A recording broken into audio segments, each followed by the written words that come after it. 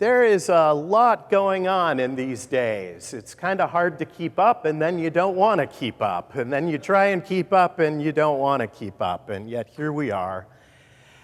So as I mentioned, and I will continue to do this repeatedly because I have a captive audience, there is a lectionary that we read from. And this lectionary was made over 40 years ago. And so over 40 years ago, they decided that it would be good on the 16th of February in 2025 to read this set of lessons that we have today.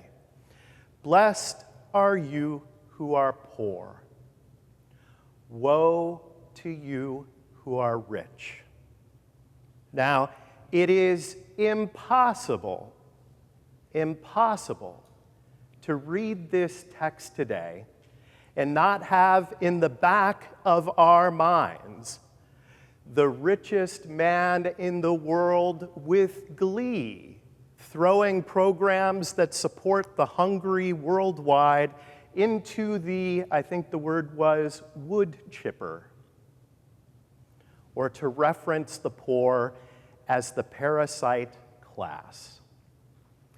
It's an excellent example of what Jesus is calling us to not do. Now, we might have all kinds of different ideas about what the federal government should be about and how things are implemented, well and good. But the glee at the pain of others is gross. I think that's the Greek word, actually, but it's gross. When we look at this text here, Jesus is doing a lot of things. He is reaching out to those who are hurting the most, those who are at the margins. And one of the things that you will never, ever, ever find in the Gospels, when Jesus heals someone, or when he feeds someone, or when he casts out an evil spirit, or whatever Jesus is about, he never says, but what if we help this person and they really don't deserve our help?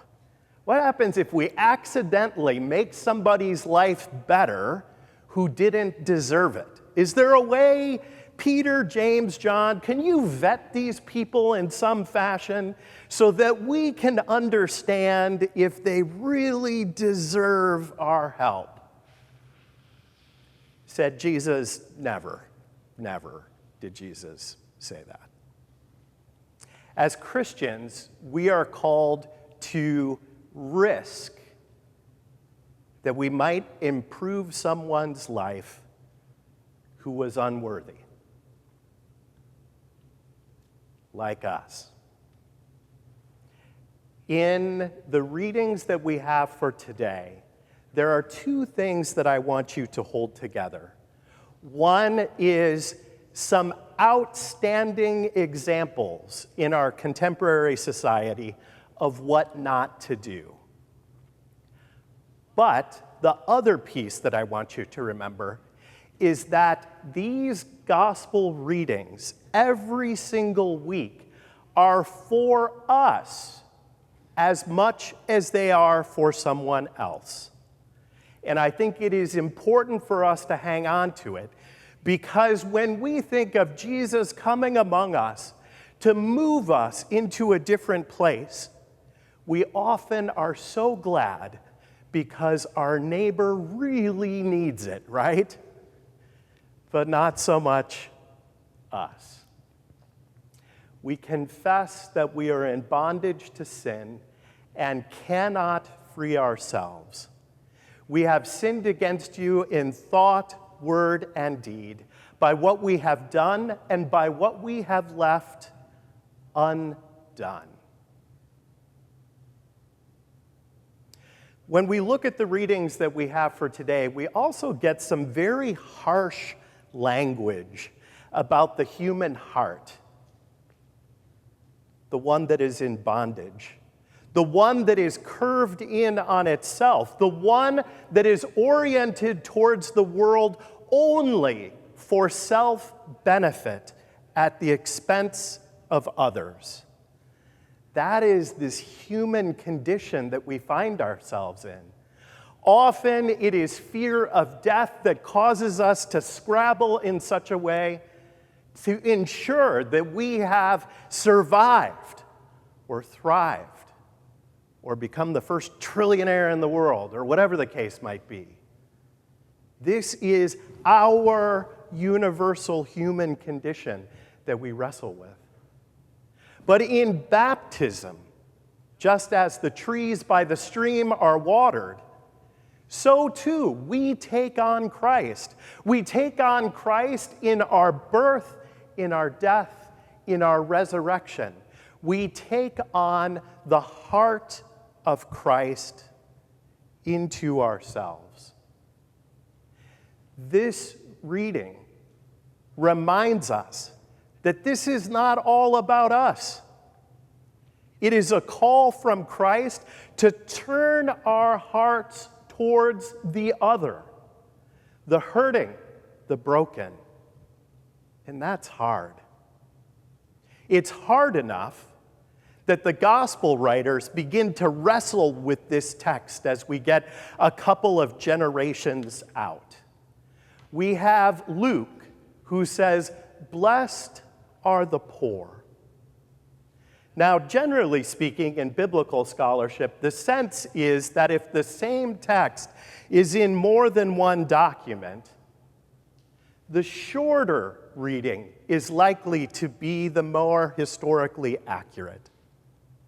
So when we read it then in Matthew's text, Matthew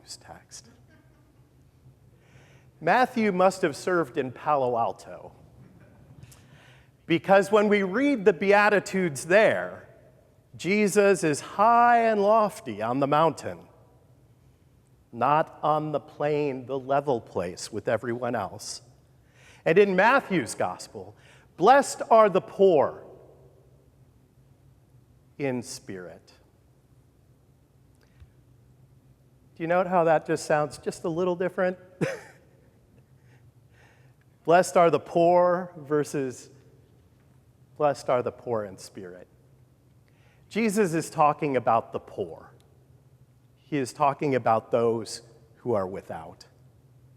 When he references the hungry, he is talking about the hungry. And when we focus in on Luke, we have all kinds of points that come from other places. You will remember that this is the gospel where Mary breaks into song when she visits her relative Elizabeth in the words of the Magnificat, where the mighty will be thrown down from their thrones and the poor will be lifted up. Or we think in this gospel text about the image of Lazarus and the rich man, right? Lazarus with his sores, begging at this man's door. And yet Lazarus is the one in heaven. And the rich man is one who suffers for eternity. Because, as our text today says, he has already received his consolation. There are all kinds of images in this text. And in this gospel, if we think of the story of the Good Samaritan, the one who goes down into the ditch to save the man who is broken and beaten. Jesus never says, check if he's the right kind of beaten person, though. Check if it's safe for you to do this, though. Make sure that he has his insurance card before you take him to the hospital. None of those things are a part of the text. Now, to be fair, I don't know how common insurance cards were in the first century, but you get the idea. One of the things that we will be doing, Tim, as always, has selected an outstanding set of hymns. I want you to pay attention to the words of the hymn of the day and also the sending hymn. I expect to hear a lot of singing. The sending hymn has a lot of good energy with it. The Canticle of the Turning, which is based on Mary's Magnificat.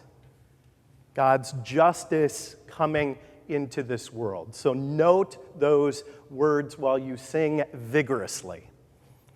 Now, I want to wrap up by talking about how this part is for us. Being that we are at Matthew's Church in Palo Alto here, it's easy to look at the world around us and identify people who are wealthier than we are. I remember when I was a kid, I used to think $1 million was going to be a lot of money when I grew up. Turns out that it is a lot of money. It turns out that it is a lot of money. And when we look at the world that we live in, North America, South America, Europe, Africa, Asia, Central Asia, we are wealthy.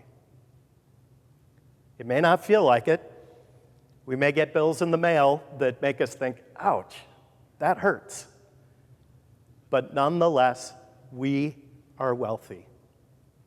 So when we think of the Beatitudes here, when we think of Christ coming among us on behalf of those who are hurting, without requirement, without condition, we have to recognize that we perhaps sit on both sides of this parable, and that we are being called to put aside our human hearts focused on ourselves and to latch on to the heart of Christ that comes to us in our baptisms, that we might tear our eyes away from our own condition and look towards the other, that we might share Christ's heart for the world around us.